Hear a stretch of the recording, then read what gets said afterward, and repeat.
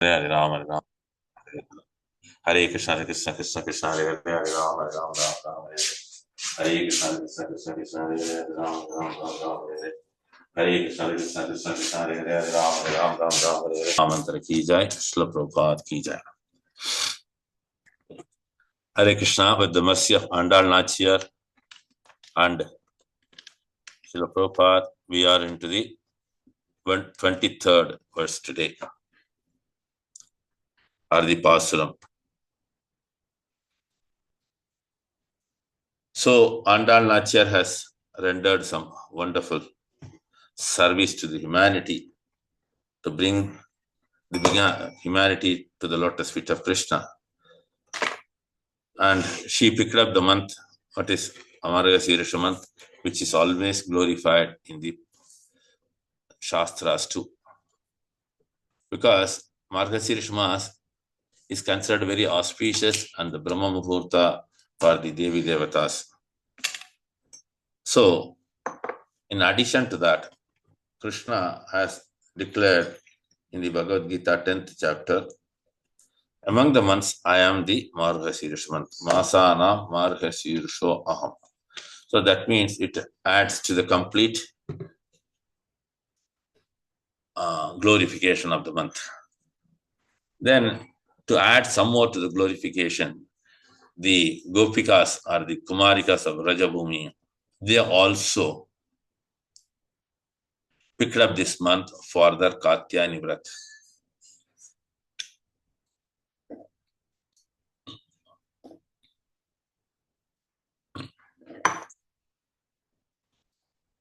They observed the Vrat for the purpose of getting Krishna as their husband through Katyayani.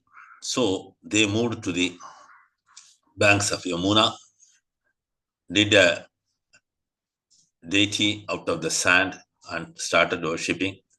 But their minds were firmly fixed in the Krishna Bhakti. That was not deviated at all.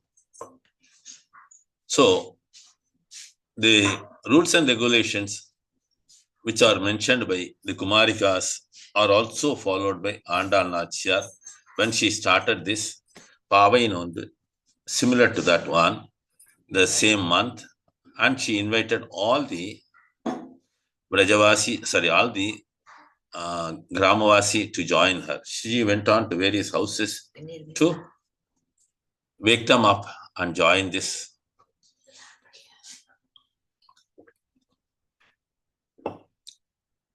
So Andal Nachiyar is the embodiment of tolerance. As we see here, she has been very calm and cool when she wakes up each and every one. Her father, Periyalvar, is one among the 12 Alvars and considered the topmost. So he had some humble service to the local temple, Vatapatrashai. So he used to make flower garlands. Andal Nachiyar was checking it before it goes to the temple. One day, father was watching it and she could not believe. So he took another garland to the temple. Because Andal Nachiyar, when she was wearing it, she used to always verify everything is intact. Not that she wanted to wear, because whatever goes to the Lord, it should be the perfect one. As we see here also, her devotion to Krishna is deep rooted. And her love for Sri Ranganatha Swami is so much. Later on, she got married to Ranganatha Swami, and Lord Ranganatha became Rangamannar in the Shivalliputur Sanctum Sanctorum. So Andal Nachiyar compiled what is called as Tirupavai for the 30 days during the Margasirasha month. She went and woke up many of her friends along with other friends too. So she also compiled what is called as Nachiyar Tirumuri, which is around 140 verses, which includes Varanamayiram, that is around 10 verses, which completely narrates the Narada Pancharatara Vidhi, which describe the Vivaha ceremony. And she is deeming all those things, and she is describing each and every samskara in that, right from Kanika Danam all those things. Panigrahanam, all this one after another. And she's telling to her friends. So that's why the Svaranamayram ends with Kana Kande Nadi Tori. So Kana means dream, Kande Nadi means saw, Tori means friend. So Andal Nachiyar is just a clear picture of what she wanted to do. She wanted to bring the Vrindavana mood altogether to the Shivaliputtur, and he inundated the entire village. This way, she brought so many souls to the lotus feet of Krishna. And Shivaliputtur is another wonderful hamlet which is full of the cowherd community, and their life is totally dependent on this. Hare Krishna. So altogether, there are glorifications for the month as well as glorification for Andal Nachiyar too. Now let us read out the verses which describe the glorification of Andal Nachiyar by various other senior acharyas in the Sri Sampradaya. So I request Malini Gopi to recite the Taniyans first. Hare Krishna. Tungastu nagare tadi subham udbodhya krishnam पारार्थ्यं स्वं श्रुति शतशिरसिद्धं अध्यापयन्ति सोच्छिष्टायां सृजनि दलितं या बलाकृत्य भुङ्क्ते गोदा तस्यै नमः इदमिदं भूय एवास्तु भूयः अन्नवयल् पुल्कै अण्डालरङ्गः पन्नतिरुप्पावै कल्पियम् இன்னிசையால் பாடி கொடுத்தால் நல்பா மாலை பூ மாலை சூடி கொடுத்தாலை சூடி கொடுத்து சுடர் கோடியே தோல் பாவை பாடி அருள வந்த பல்வலையாய் நாளினி வெங்கு வருது விதி அன்னை மாற்றம் நாங்கடுவா வண்ணமே நல்கு. Hare Krishna, thank you. That is Malini Gopi. So I'll tell you, Andal Nachiyar, the influence has gone into this wonderful devotee. You will not believe it. Her mother tongue is Sindhi. Can you believe it? Her pronunciation with Tamil is absolutely fine. So that way, this devotee has been attending this Margashirsha Mangalarti for almost roughly 10 years from her school days itself. So we can understand how influential is Andal Nachiyar, who is none other than incarnation of Bhumi Devi. So now I request Sri Harihara Narayan Prabhu from Arizona to recite the Pasuram of the day 23. Hare Krishna. Hare Krishna. மாரிமலை முழஞ்சில் மன்னிக்கிடல் துறங்கும் மாரிமலை முழஞ்சில் மன்னிக்கிடல் துறங்கும் சீரிய சிங்கம் அறிவுற்று தீ விழித்து சீரிய சிங்கம் அறிவுற்று தீ விழித்து வேரிமயிர் பொங்க பாடும் பேந்துதறி வேரிமயிர் பொங்க எப்பாடும் பேந்துதறி மூறி நிமிர்ந்து முகழ்ந்து புறப்பட்டு மூறி நிமிர்ந்து முழங்க புறப்பட்டு போதருமா போலே நீ பூவை பூவண்ணாவுன் போதருமா போலே நீ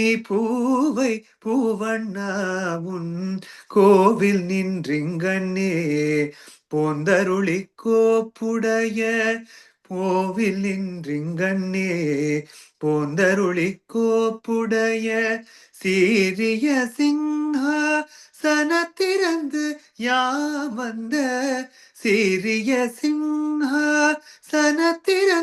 யாவந்த காரியமாராய்ந்து அருளேனோரெம்பாவாய் காரியமாராய்ந்து அருளேனோரெம்பாவாய். Hare Krishna. Hare Krishna. That's wonderful rendition. Hare Krishna. భక్తులందరికీ నమస్కారం. శ్రీల ప్రభుపాద్కి జై, శ్రీల గురుదేవ్కి జై.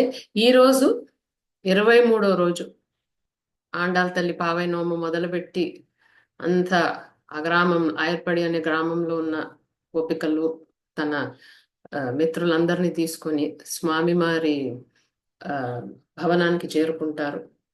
ముందున్న శ్లోకాల్లో చూసాము, ముందున్న పాసురాల్లో ఎలా తను స్వామివారిని పిలుస్తారు, అమ్మవారిని పిలుస్తారు, మళ్ళీ స్వామివారిని పిలుస్తారు. మళ్ళీ లోపలికి రావాలంటే ఆ భవనంలో ఉన్న నందగోపుని, యశోదామాయిని, బలరాముడిని కూడా లేపి వాళ్ళ కృపతోనే తను స్వామి దాకా చేరతారు. ఇప్పుడు ఈ పాసురంలో ఏం చూస్తామంటే వాళ్ళు స్వామి దగ్గరికి వచ్చేసారు, గదిలోకి వచ్చేసారు. కానీ అక్కడి నుంచి స్వామి మంచం మీదనే, తన చైనా మీదనే కూర్చొని వీళ్ళతో మాట్లాడుతున్నారు. కానీ ఈ పాసురంలో ఏమంటున్నారంటే, నువ్వు అక్కడ కూర్చొని మాట్లాడడం కాదు, నువ్వు వచ్చి ఇక్కడ సింహాసనం మీద కూర్చొని అదేముందో కోరిక, మేము ఎందుకు వచ్చాము అని చెప్పి నువ్వు కనుక్కో. అంటే ఆయనని ఆ మంచం ఆ శయన నుంచి లేపి సింహాసనం దాకా రమ్మనే దాంట్లో వాళ్ళ ఉద్దేశం ఏమిటంటే స్వామివారి నడక సౌందర్యాన్ని చూద్దాము అనేసేసి, స్వామిని సింహంతో పోలుస్తూ ఆ సింహం ఒకటి లేచి తను మళ్ళీ ఆ నిద్రావస్థ నుంచి లేచి మెల్లిగా నడిచి గుహలోంచి బయటకు వచ్చే దాంతో స్వామి నడకని పోలుస్తూ దాంట్లో ఉన్న చాలా తత్వాల్ని మనకు ఆచార్యులు వారు చెప్తారు. మనం ఇప్పుడు ఈ పాసురం చూద్దాము. ఈ పాసురము 23, అంటే 2 ఇంకా 3 2 యాడ్ చేస్తే 5 వస్తుంది. 5వ నక్షత్రం అనేది మృగశిర నక్షత్రం. మృగశిర అంటే మనకి ఆ సింహం ఒకటి ఆర్ మృగం ఒకటి తలకాయ. సో ఇది లార్డ్ భగవంతుడు నరసింహ అవతారానికి సంబంధించింది. సో ఈ పాసురంలో లక్ష్మీ అండాల్తాయారు నరసింహస్వామిని పూజిస్తున్నట్టు. ఇక్కడి పాసురంలో వేరే వేరే చోట్లలో రామ అవతారం గురించి మాట్లాడారు, వామన అవతారం గురించి మాట్లాడారు అండాల తల్లి. దీంట్లో నరసింహ అవతారం గురించి మాట్లాడతారు. ఇప్పుడు హయగ్రీవ అవతారం కూడా ఉంది, మనకి వరహ అవతారం కూడా ఉంది. కానీ ఈ పర్టికులర్ పాసురంలో మృగశిర అంటే నరసింహ గురించే మాట్లాడినట్టు ఆచార్యులు వారు తెలుపుతారు.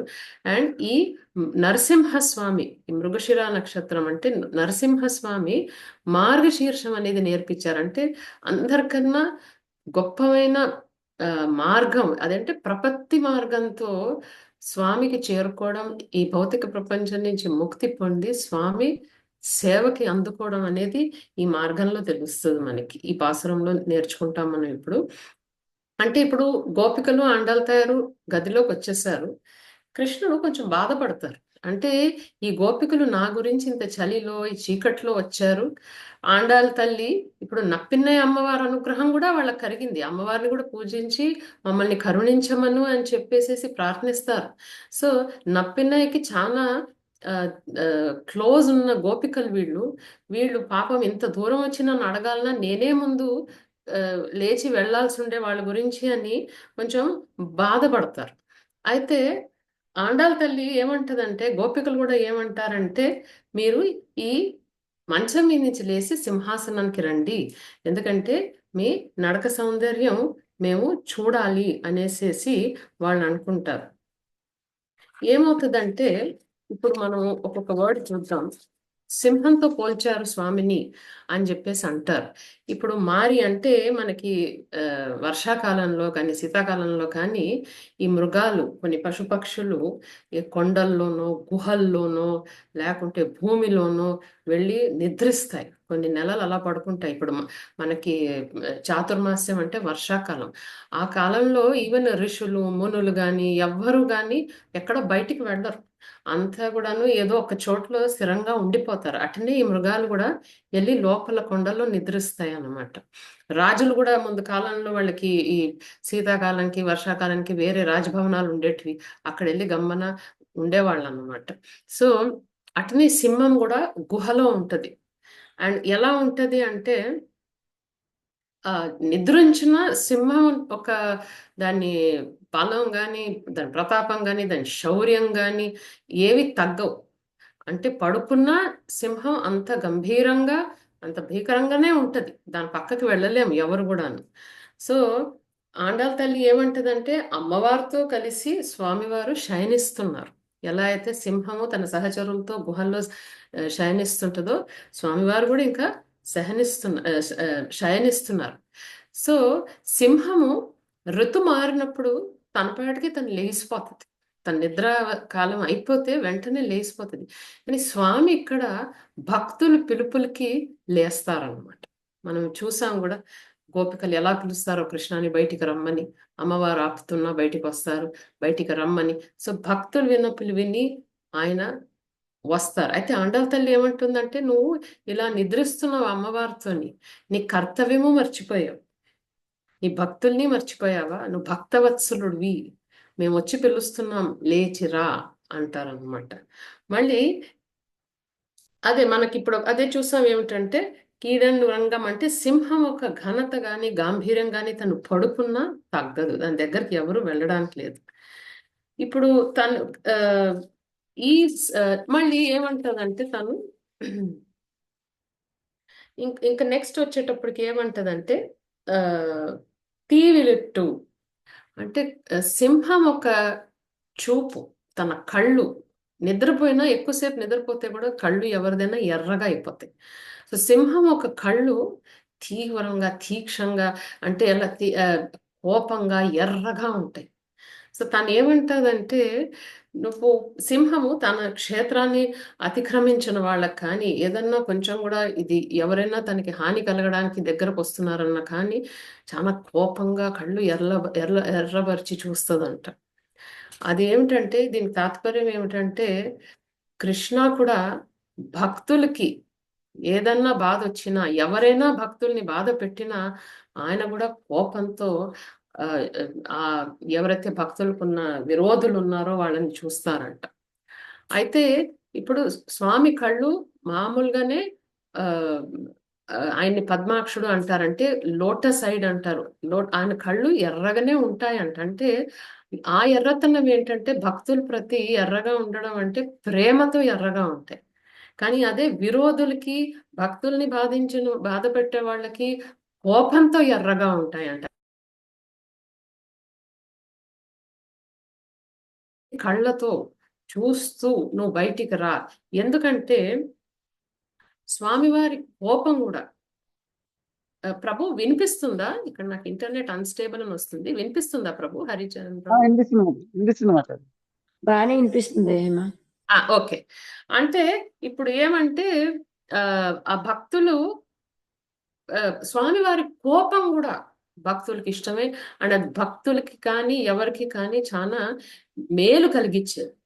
స్వామి నవ్వడము, ఆయన ప్రేమ, ఆయన కోపము అన్ని కూడా ఒక్కటే. అంటే అది జీవులకి ఎప్పుడు మేలు మంచి కలిగిస్తుంది అన్నమాట. సో ఇప్పుడు వాళ్ళు ఇప్పుడు ఈ గోపికలు ఆండాళ్ళ తల్లిను గోపికలు ఏమంటే వాళ్ళకి కావాల్సిన కోరిక వాళ్ళకి అంటే సెన్స్ గ్రాటిఫికేషన్ కోరికలు వాళ్ళకి ఏమీ లేవు. సో భగవంతుని కోపం గాని ఆయన నవ్వు గాని ఆయనది ఏ భావమైనా వాళ్ళకి ఒక్కటే, అన్నిట్లో వాళ్ళు ఆనందిస్తారు. సో స్వామివారి కోపం కూడా వాళ్ళకి ఆనందం కలిగిస్తుంది. సో దాని తర్వాత అది చూసుకుంటూ ఆ కోపంతో రమ్మని అండ్ ఆ స్వామివారి కోపంతో ఈవెన్ అమ్మవారు నప్పెన్నై పిరాటి అమ్మవారికి కూడా భయం వేస్తుందంట, దేవతలకు కూడా భయం అంట. కానీ భక్తులకి ఆయన ఏ భావంతో కూడా ఏ భయాలు ఉండవు. ఎందుకంటే వాళ్ళు స్వామి యొక్క సౌందర్యం చూస్తుంటారు కోపంలో కూడా. ఇప్పుడు మనకి నరసింహ అవతారం భాగవతంలో నరసింహ అవతరించినప్పుడు తన మొత్తం స్వరూపాన్ని మనకి డిస్క్రిప్షన్ చదువుతాం మనం భాగవతంలో 8th చాప్టర్, మన 7th canto 8th chapter లో మనం ఆ డిస్క్రిప్షన్ మన 19th verse 20th 21st verse లో ఆ ఉగ్ర నరసింహ స్వరూపము ఎంతో అందం ఎంతో సౌందర్యంగా ఉన్న స్వరూపం అంటది. ఆ ఎర్రటి ఆయన జుల్పాలు కానీ ఆయన ఎర్రటి కళ్ళు కానీ ఆయన ఉన్న ఈ గోర్లు దేంతోనైతే ఆయన హిరణ్యకశిపుని చీరేస్తారో ఆ అందము ఎంతో అద్భుతంగా ఉండేదంట. అది వర్ణన మనము భాగవతంలో చదువుతాం.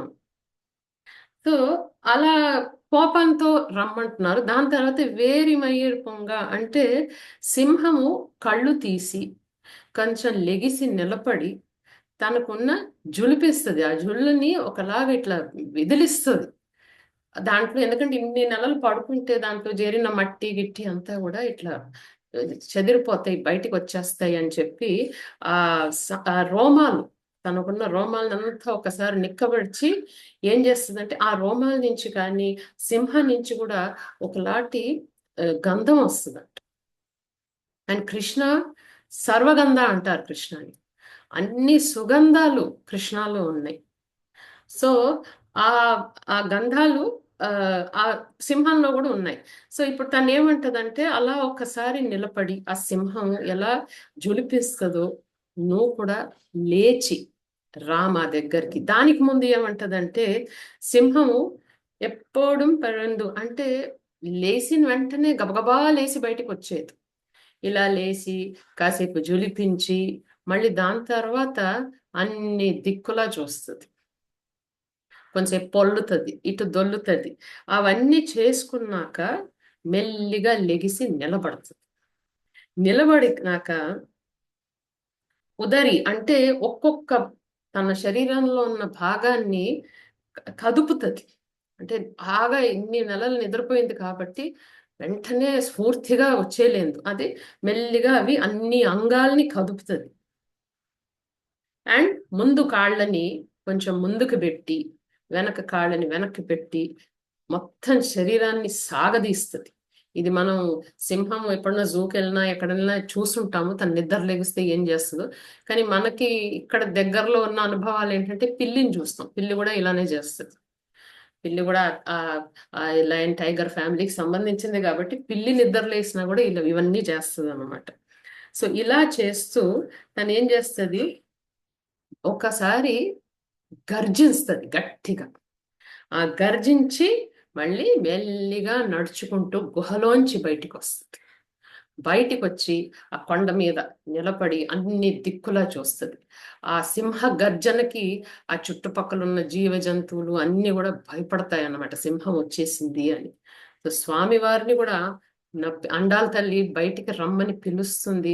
ఆ గర్జన అంటే వాళ్ళకు ఒక సంరక్షణ, వాళ్ళ కోరికలు తీరడం, అండ్ దాంతోని వాళ్ళకి మేలు జరుగుతుంది, స్వామి లేసొచ్చి వాళ్ళని అనుగ్రహిస్తే అని ఆండాల తల్లి ఇక్కడ ప్రార్థిస్తుంది. సో దీనికి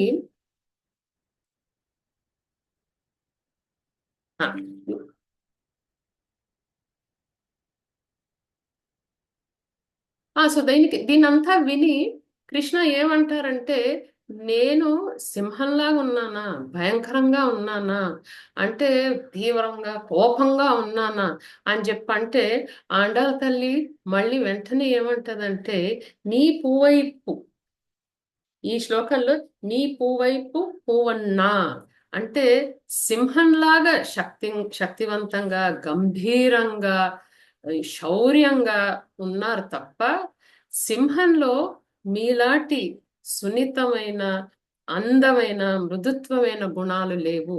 సో కృష్ణలో విపరీత గుణాలు అన్నీ ఉన్నాయి. ఒకేపు బలవంతుడు, తేజోవంతుడు, శౌర్యవంతుడు, కానీ సేమ్ టైం ఆయన సున్నితంగా ఉంటారు. ఆయన ఏంటంటే ఆయన ఆయన ఛాయ గాని ఆయన బాడీ కూడా చాలా మృదువంగా సాఫ్ట్ గా కూడా ఉంటది. అండ్ అందంగా ఉంటాడు. ఆ దాంట్లో కృష్ణని ఈ పువ్వుతో పోలుస్తుంది, కాయం పువ్వుతో పోలుస్తుంది. అంటే కృష్ణుడు ఒక రంగు మనకి శ్యామవర్ణం, అంటే మేఘశ్యామం అనే కలర్ లో ఉంటాడు కాబట్టి ఆ పువ్వుతో పోలుస్తుంది. అంటది ఇలాంటి కోమలంగా ఉన్న గుణము, సున్నితంగా ఉన్న గుణము సింహంలో లేదు, కానీ నీలో ఉంది. సో సింహంలాగా నిద్ర లేచినా, గర్జించినా, తీక్షమైన ఎర్రటి కళ్ళతో చూసినా నువ్వు సున్నితంగా ఉంటావు, కోమలంగా ఉంటావు, కానీ సున్నితంగా నడిచిరా. సో బేసికలీ ఏమిటంటే సింహము దాంట్లో ఉన్న గుణాలు ఉన్నాయి, కానీ కృష్ణలో సింహంతో పాటు పువ్వుకున్న గుణాలు అంటే ఎక్స్ట్రీమ్ క్వాలిటీస్, ఎక్స్ట్రీమ్ లక్షణాలు రెండు కూడా ఉన్నాయి. సో అద్భుతమైన దివ్య సౌందర్యం, స్వామిలో ఉన్న దివ్య సౌందర్యాన్ని తను చూడాలనుకుంటున్నారు, అది మనకు తెలియకూడా చేస్తున్నారు. ఇప్పుడు దీంట్లో మెయిన్ ఏమిటంటే కృష్ణ అప్పుడు ఏమంటారు, మీరే లోపలికి రండి అని చెప్తే లేదు. ఎందుకంటే మనం ముందే చెప్పుకున్నాం, వాళ్ళంతా కృష్ణ గమనాన్ని, తన నడక సౌందర్యాన్ని చూడాలా అనేసి. స్వామిది ప్రతి ఒక్క చర్య కానీ, స్వామి మొత్తం సుందరం, అంటే సుందరాంగుడు అంటారు, చాలా సౌందర్యం ఉన్నాడు శ్యామ సుందర కృష్ణ. అండ్ ఆయన ప్రతి చర్య, ప్రతిది చేసే చిన్నది కూడా చాలా అందంగా ఉంటది, చాలా మధురంగా ఉంటది.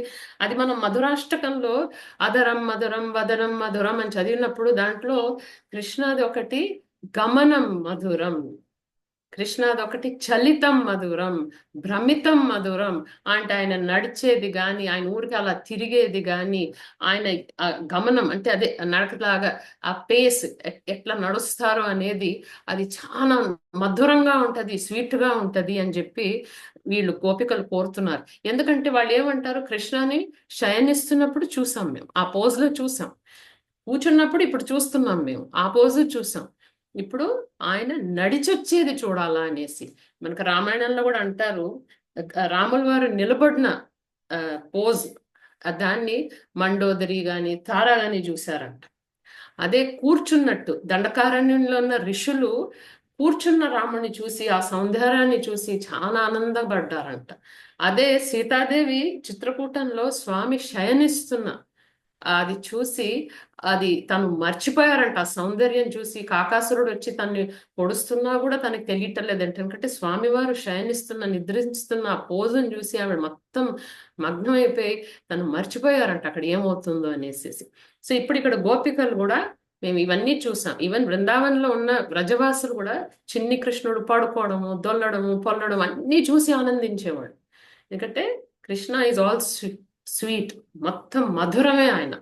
సో ఇది చేశాక అండ్ నేనేంటంటే మనకి విష్ణు సహస్రనామంలో కూడా చతుర్గతి అంటారు. స్వామికి 4 రకాల నడకలు, రకరకాల ఆచార్యుల వాళ్ళు రకరకాలవి చెప్పారు. దీంట్లో ఏమిటంటే ఒకటేమో వృషభ గతి, వృషభం లాగా నడవడం. ఏనుగ, గజగామిని అంటారు, గజం లాగా నడవడం. ఇంకోటేమో పులిలాగా, ఏమో సింహం లాగా.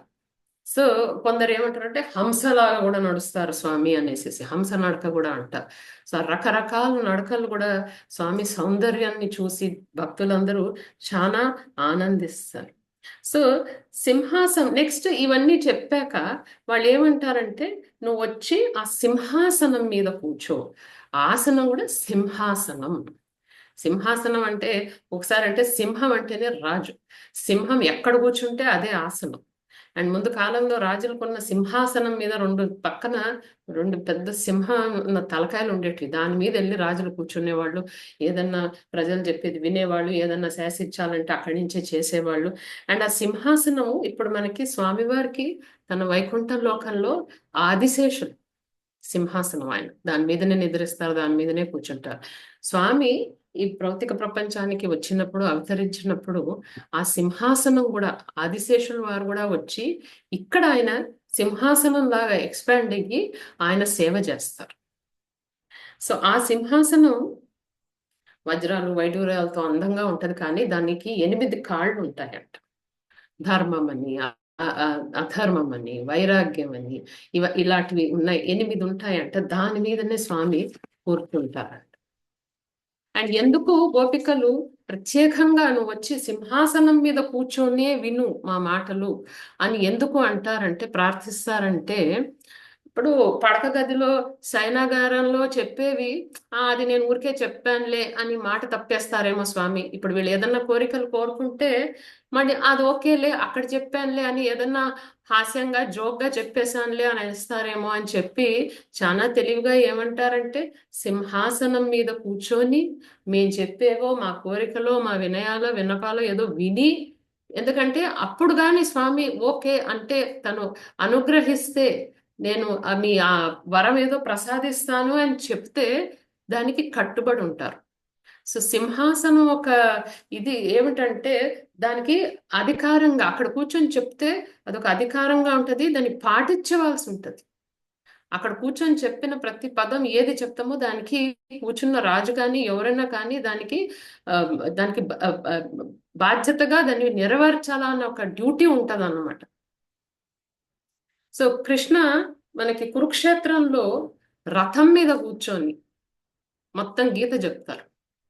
అయితే ఆ రథం మీద కూర్చొని చెప్పినందుకు ఆయన ఆ మాటకి కట్టుబడి ఉన్నారు. ఇప్పుడు అక్కడ కూర్చొని సర్వధర్మాన్ని పరిత్యజ్య అన్నా కంపల్సరీగా నేను మీ పాపాలన్నీ తీస్తానంటే ఆ మాటకి ఆయన కట్టుబడి ఉంటారు.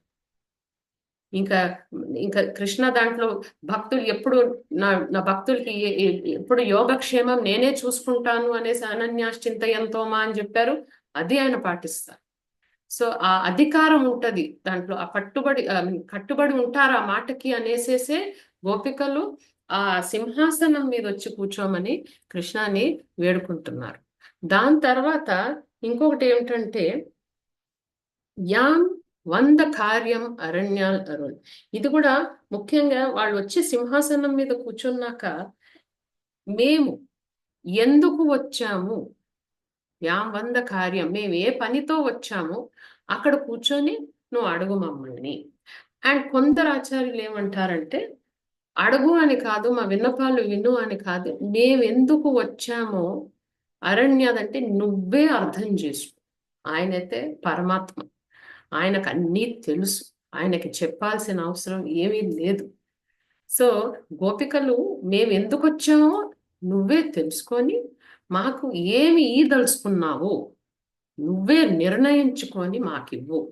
దీంట్లో చాలా ఆచార్యులు వారు రకరకాలుగా చెప్పి చాలా గూఢ రహస్యంగా ఏమంటారంటే మేము వచ్చాం, ఇది మా కోరిక, ఇది నువ్వు ఇలా నెరవేర్చు అని గోపికలు డిమాండ్ చెయ్యం. ఎందుకంటే ఫస్ట్ ఆఫ్ ఆల్ గోపికలకి ఏ కోరికలు అంటూ ఏమీ లేవు. వాళ్ళ కోసం, వాళ్ళ ఇంద్రియ తృప్తి కోసం ఏ కోరికలు అంటూ వాళ్ళకి ఏమీ లేవు. వాళ్ళు వచ్చింది కరెక్ట్ గా వాళ్ళు ఏ ఉద్దేశంతో వచ్చారో 29వ పాసురంలో మనకు తెలుస్తుంది. స్వామి సన్నిధిని చేరుకొని స్వామితో ఉంటూ నిత్యం ఆయన కైంకర్యం చేసుకోవాలా, ఆయనకి సేవ చేసుకోవాలా, ప్రేమతో సేవ చేయాలనే కోరిక ఒక్కటే ఆ గోపికలకి. ఇంకే కోరికతో వాళ్ళు రాలేదు అక్కడికి. కానీ వాళ్ళు ఎందుకు వచ్చారో నువ్వే తెలుసుకొని మాకు ఇవ్వు అనే దాంట్లో మనం అర్థం చేసుకోవాల్సింది ఏమిటంటే కృష్ణ కూడా మనకి ఇన్స్ట్రక్షన్ ఇచ్చారు భగవద్గీతలో 2.47 సెకండ్ అధ్యాయం 47 వర్స్ 47 శ్లోకంలో కర్మణ్యేవాధికారస్తే మా ఫలేషు కదాచన. కృష్ణ ఏమంటారు, నీ కర్మ నువ్వు చెయ్యి, నువ్వేం చెయ్యాలో నీ కర్తవ్యం నువ్వు చేయకని ఫలాన్ని ఆశించు. అట్టని చెప్పి నువ్వు చేసావని చెప్పి నీకు ఫలితం ఇవ్వాలనేది కూడా లేదు. అండ్ అది అనేసేసి మన కర్తవ్యము మన కర్మ నుంచి మనం మానేసి ఉండకూడదు. అండ్ దాని ప్రతి మనకి కర్మ ప్రతి కూడా ఎలాంటి ఆసక్తి ఉండకూడదు. అంటే అటాచ్మెంట్ తో మన డ్యూటీ చేయకూడదు. అండ్ ఏ అటాచ్మెంట్ వద్దు మాకు అనేసి మన కర్తవ్యం కూడా మనం మానేయకూడదు. మనం చేయాల్సిన కర్మ మనం చెయ్యాలి, కానీ ఫలాన్ని ఆశించకూడదు. ఆ నిర్ణయం భగవంతునికి వదిలేయాలి. ఆయన ఇస్తారో ఇయ్యరో అది ఆయన ఇష్టం. అది ఆయన ఫుల్లీ ఇండిపెండెంట్, ఆయన స్వరాట్, ఆయన ఇచ్చా ప్రకారం జరుగుతుంది. మన కర్తవ్యం మనం చేసి స్వామికి అన్ని తెలుసు కాబట్టి మనం ఆయనకి ప్రత్యేకంగా అడిగి తీసుకోవాల్సిన అవసరం ఏమీ లేదు. ఆయన వదిలేసి ఆయన ఏదిస్తే అదే మహాప్రసాదం లాగా మనం తీసుకోవాలి. అది మన సామాన్య జీవితంలో మనకి ఎక్స్పీరియన్స్లు ఉంటాయి, మనకి కోరికలు వస్తాయో ఏదో ఒకటి వస్తే, ఏదన్నా బాధలు వచ్చినా వెంటనే వెళ్ళి స్వామిని వేడుకునేసి అడిగేసి మాకు ఇలా అయిపోవాలి, మాకు అలా కావాలి అనేది అవసరం లేదు అనేసి ఆండాల్ తయారు ఇక్కడ మనకి చూపిస్తున్నారు.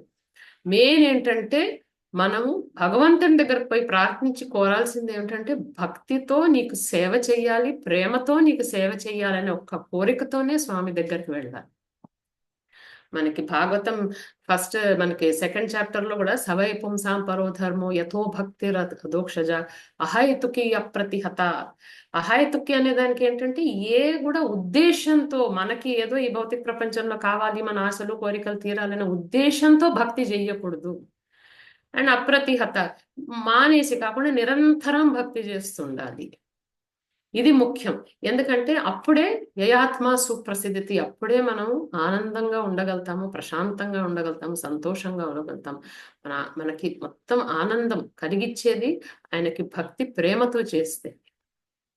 ఇదయ్యాక ఏంటంటే ఈ సింహము నిద్రించి నిద్రలో ఉండి మళ్ళీ మెల్లిగా లెగిసి మళ్ళీ బయటికి రావడము కొందరు ఆచార్యుల వారు భగవంతున సృష్టి స్థితి ప్రళయం అనే దాంతో పోలుస్తారనమాట.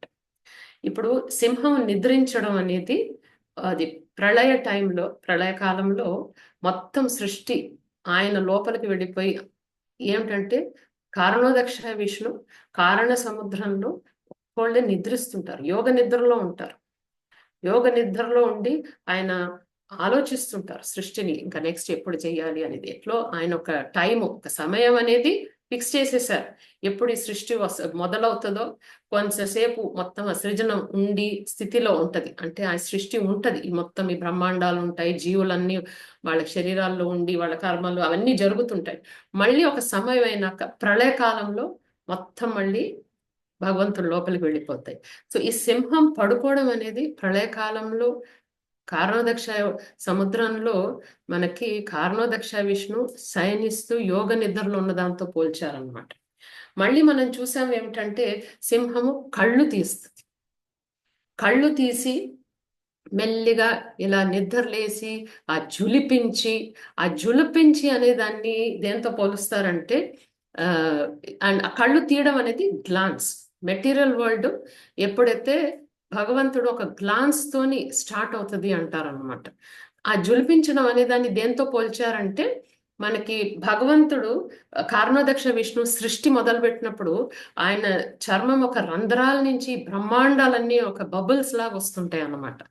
సో సింహం కూడా అది తన జులిపించినప్పుడు ఆ మట్టి ఆ ఇసుక ఏదైతే రాలిపోతుందో అది బ్రహ్మాండాలు అనమాట. కోటి బ్రహ్మాండాలు బయటకు వస్తాయి స్వామివారి శరీర రంధ్రాల నుంచి. దాని తర్వాత మెల్లిగా బయటికి వస్తుంది చూడండి సింహం బయటికి వస్తుంది గుహలోంచి వచ్చి చుట్టుపక్కల చూస్తుంది తీవ్రంగా. అది ఈ స్థితి అంటే సంరక్షణకి. సో నిద్ర అవస్థ కారణావస్థలో ఉన్నట్టు అండ్ సృష్టి స్టార్ట్ అయినప్పుడు ఇది ఏమిటంటే మనకి క్రియేషన్ స్టార్ట్ అయింది. అండ్ స్థితి అంటే బయటికి నడుచుకొచ్చి చూసేది స్థితి అంటే ప్రొటెక్షన్ డ్యూరింగ్ ద క్రియేషన్ ఉన్నప్పుడు స్వామివారి రక్షణ అన్నమాట. దాంతో పోలిస్తారు. అండ్ గర్జన బయటకు వచ్చేదానికన్నా ముందన్న గర్జన దేంతో పోలుస్తారంటే భగవంతుని పలికిన వేదాలతో. ఇప్పుడు సృష్టికి కావాల్సింది ఇప్పుడు తను లెగిసి జులిపించి ముందుకు సాగి వెనక్కి సాగి పొల్లి దొల్లి అంటే ఈ మెటీరియల్ ఇంగ్రీడియంట్స్, ఈ భౌతిక పదార్థాలు పంచభూతాలని ఇవన్నీ సృష్టి జరుగుతున్నప్పుడు ఆ దాంతో పోల్చారన్నమాట ఆ సింహాన్ని చేసేదాన్ని. సో గర్జన అనేది వేదాలు పలికారు. ఎవరికి అంటే బ్రహ్మదేవుడికి. ఇప్పుడు మొత్తం అన్ని ఇంగ్రీడియంట్స్ ఇచ్చేసారు స్వామి, 24 ఎలిమెంట్స్ వచ్చేసాయి. కానీ దానికి సంబంధించి దాన్ని ఎలా కంబైన్ చేయాలి అనే జ్ఞానాన్ని బ్రహ్మదేవుడికి ఆయన ఇస్తాడు హృదయంలోనే. అది ఆ సింహ గర్జనతో పోలుస్తారు. అది పోల్చి మళ్ళీ బయటికి వచ్చేయడం ఈ ప్రపంచాన్ని రక్షించడంతో పోలుస్తారు. సో ఇవన్నీ చెప్పాక మనకి ఆండాల్ తయారు చాలా బ్రహ్మాండంగా ఈ పాసురంలో నేను మనకి తెలుపుకోవాల్సింది ఏమిటంటే స్వామిది జస్ట్ సమరైజ్ ఏంటంటే స్వామి అందాన్ని ప్రతి ఒక్క ఆస్పెక్ట్ని భక్తులు బాగా ఆనందిస్తారు. ఆయన నడక, ఆయన కూర్చోవడం, ఆయన నిద్రించటం, మళ్ళీ ఆయన కోపము, ఆయన నవ్వు అన్నీ ఒకటే భక్తులకి. అండ్ నెక్స్ట్ ఏమిటంటే భక్తులకి ఏ కోరికలు వాళ్ళకు ఉండవు. స్వామి సేవ ఒక్కటే వాళ్ళది ప్రధానమైన కోరిక. అండ్ మూడోది ఏమిటంటే భగవంతుడిని భక్తులు ఏది అడగరు. భగవంతుడికి ఎలా కావాలనో వాళ్ళకి ఏం ఈదలుచుకున్నారో వాళ్ళు దాంతోనే సంతృప్తి పడతారు. అయితే నిరంతరం స్వామికి ప్రేమతో భక్తి చేసుకోవాలి, సేవ చేసుకోవాలనేదే ఒక్క కోరిక భక్తులకి. ఈ పాసురంలో మనకి ఆండాల్ తయారు ఇవి నేర్పిస్తారు. హరే కృష్ణ. సీనియర్ డివోటీస్ ఎవరైనా ఇంక కొన్ని పాయింట్స్ యాడ్ చేయండి ప్రభుస్, Matajis.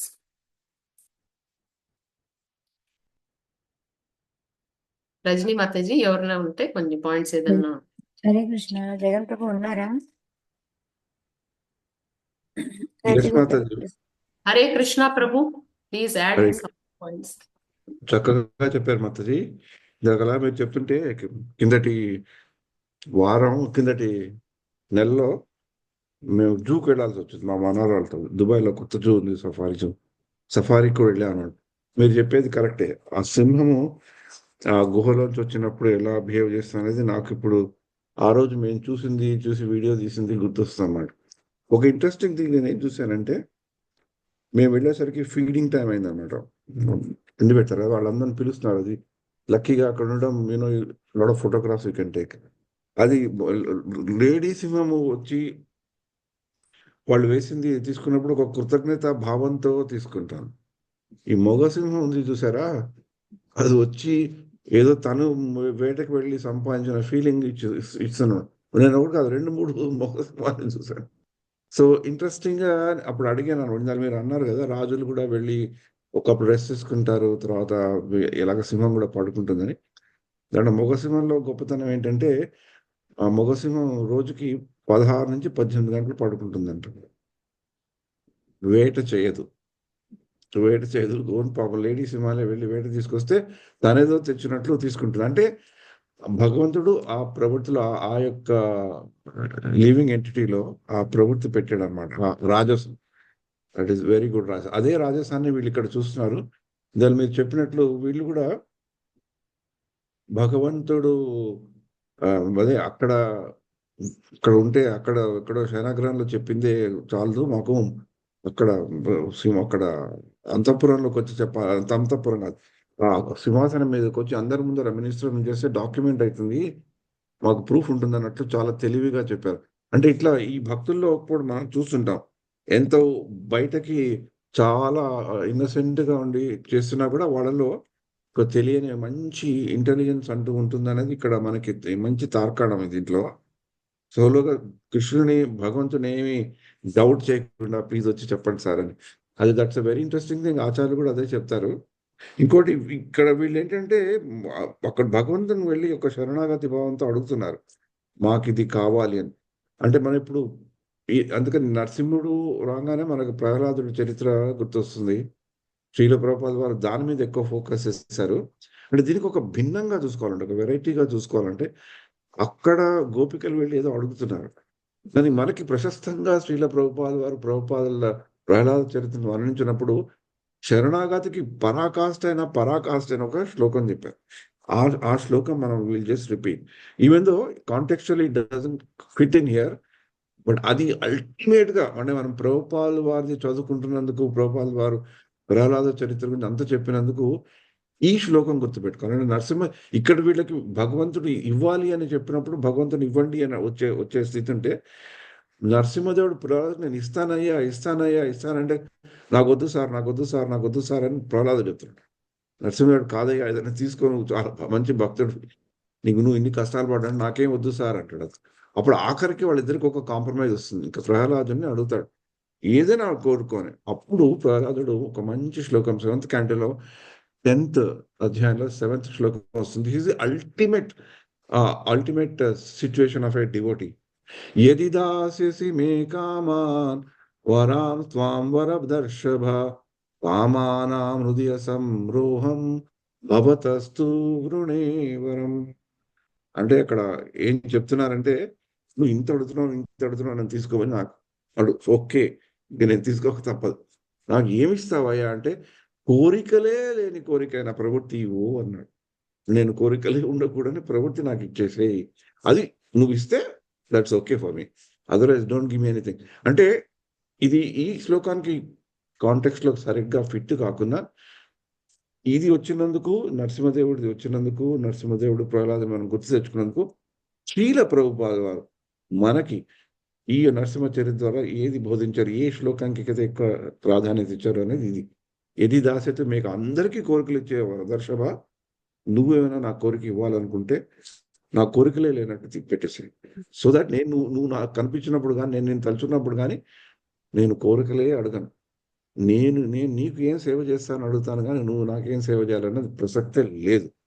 So this is a wonderful thing.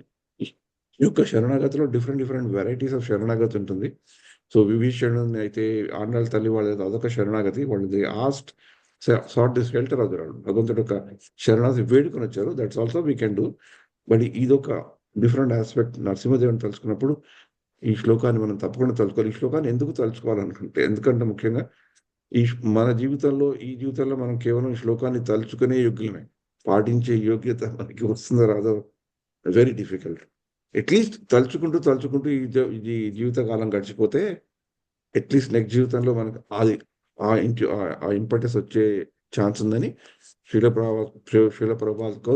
Prabhupada మనం గుర్తు తెచ్చుకుంటూ ఇలాంటి శ్లోకాలని ఆయన మళ్ళీ గుప్తంగా ఉంచకుండా మనందరికీ చెప్పారు కనుక ఇది ఐ రిమెంబర్ దట్ మీరు చక్కగా నరసింహదేవుని వర్ణిస్తుంటే. హరే కృష్ణ. Thank you Prabhu. హరే కృష్ణ ప్రభు. యాక్చువల్ గా తనకి హెల్త్ బాగాలేదు. రాత్రి ఫోన్ చేసింది, ఎవరన్నా జగన్ ప్రభు గాని ఎవరన్నా క్లాస్ తీసుకుంటారా అని.